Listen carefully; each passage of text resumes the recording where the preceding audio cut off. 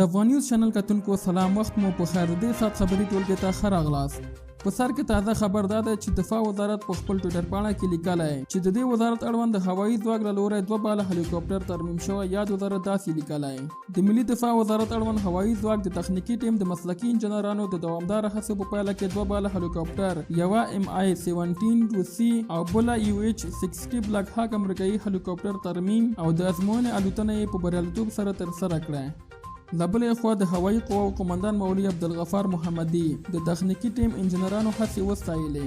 له دوی څخه یې مننه وکړه او ژمنه یې وکړه چې په راتلونکي کې به هم نورې خرابې الوتکې جوړې او ترمیم کړي. بهرنی خبر دا دی چې پاکستان کې یوه ښځه چې خپل نوم ثناءالله ښیي په یوې ویډیو کې وایي پیغمبره ده او د الله تعالی له لوري استول شوی دی. دغه ښځه چې د پاکستان فیصل آباد کې ژوند کوي ویلی دی له 3 درجو علومو وروسته د پیغمبرې په توګه رالېږل شوی دی. کله چې دغه خبر پولیس ته ورسېدو، پولیسو نوموړی ښځه ونیولو.